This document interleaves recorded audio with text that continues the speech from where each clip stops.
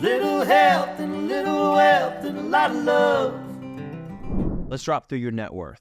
So you have 20 grand in your checking account. You have 66,500 in your 401k, which is pretty good for your age. By the way, you're beating Bullshit. but you're beating the I know. you're beating your age. The average age for your age bracket, I looked it up, is 50,000. So you're beating yours by 16,000. It could be dreaming, but I've transferred jobs and moved my 401k multiple different times, and 3 or 4 times, whatever. There's a process. It's annoying, but that 65 I've had more in it than 65. It has come down. And then when doing my scrub, from before the podcast, found out that like since the beginning of the year, I wasn't contributing anything to it. Let's pause. Mad. So Joe and Josh are video editing this. People listen on the podcast. Like I shout out to my video editors all the time. I want like since Chase sat down and did these financial statements, understood what he was spending, he recognized an error where he was not contributing to his 401k. And does your employer match?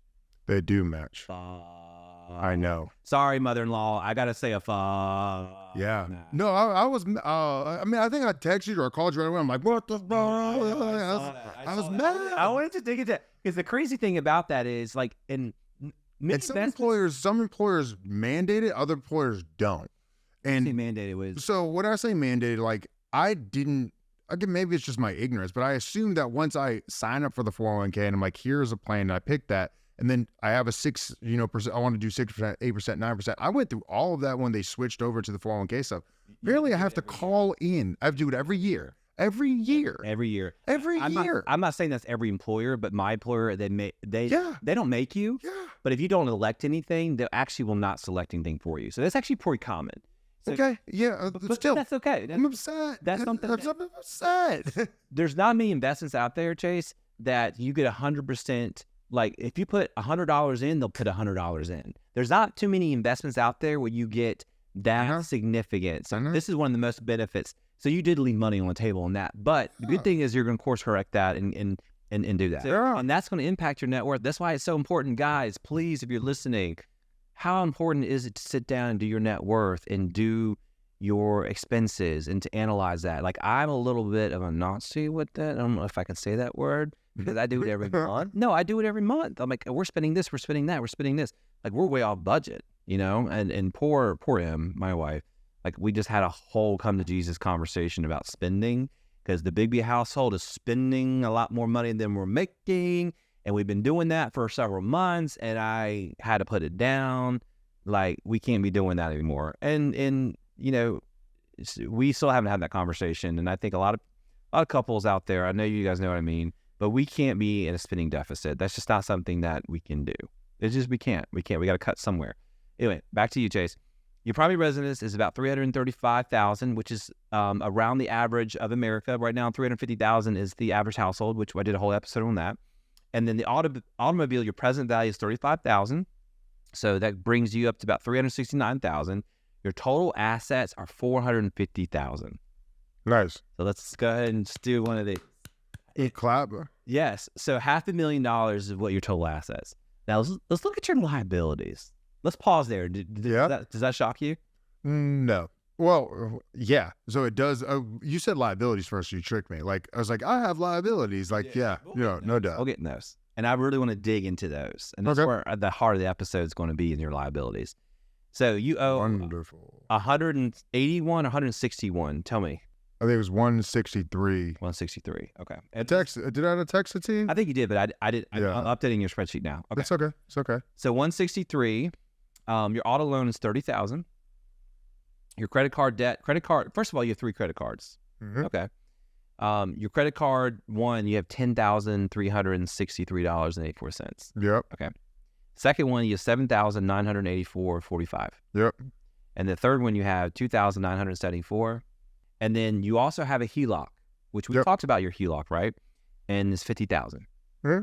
So for someone that has a really healthy income, your credit cards, which do you know your interest rates per one? 27, 29, and 29. Do you know how much money you're paying in interest every month on Probably like $200 a month on each card. On each card. So you're paying $600. So this is what you're doing, Jace. You're paying $600 to make someone else richer. No, That's $600 that someone's taking out of your pocket and then putting it somewhere else. look, And you're paying. Are you paying your balances off every month? Yeah. So you are. Well, look, the problem is they're like, you said you have 2,000, extra, like that's the thing. Like I'll have an extra 2K and I throw that into the checking account and then another $600 from the three, builds up. So some things happened. And I can't remember really what happened. Let's look at your statements before we go. Go ahead, yeah. But like, Let's go through your statements because I want to go through facts and statements. But yes, so you recognize and you're seeking help for this. This is why you're on the show. Okay, and then your HELOC is $50,000. So your total liabilities is $265,000. Sweet. Which is not honestly as it's just less than what my assets are, which is not that as bad. But if you calculate. Like if that was like to an equity, you have 3 unsecured lines and 1 secured line, which is a home equity line. What I mean by that is you have an asset-backed credit line, and then you have 3 unsecured, which you're at 27+%, right? So your total net worth, you ready? $189,000 positive. That's your total net worth. So someone at your age, it's not enough. It's never enough. Even like when I did my net worth, it's never enough. It will never be enough. And that's a good thing because then That's why it's my turn to win the lottery. Yeah. It is your turn to win the lottery. That is not a good investment. Susan does not advocate winning the lottery. No. But do you never like fantasize about like what I would do? Always. Every day. I play the lottery too. Like I dream about the Roman Empire, like what like what to do with the Roman Empire, and also like what would I do if I had $1 billion just liquid capital? I would be a fucking problem. Yeah, probably for your personal. I would be a problem. So 189,000 is your net worth, right? All right. So at everything I talked about, what's your biggest insecurity about this? About like your assets, your liabilities, like what do you want to tackle? My debt. Exactly. So let's go there. So the first one that we're looking at is your Chase Reserve card. And it did sign out on me. So you have 12,000 you have 10,000 on your card. So let's just break this down a little bit.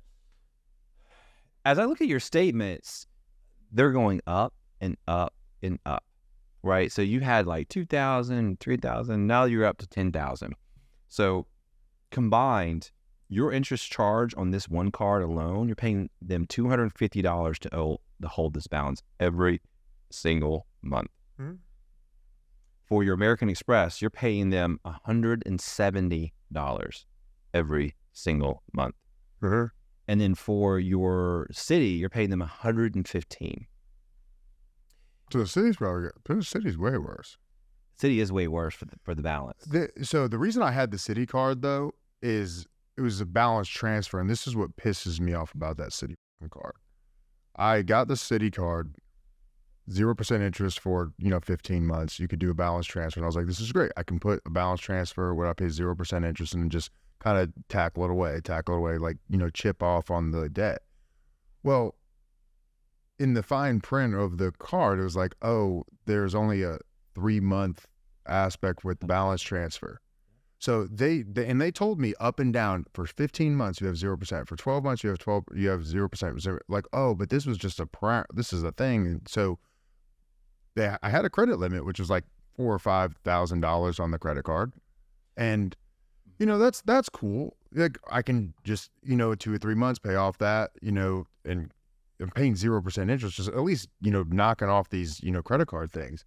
It just probably expired, like where now it's having a high interest rate, and I'll pay that one off first because it's the lowest balance. But that freaking card pisses me. I do not like that card. I'm mad at that card. Cut it. Deal.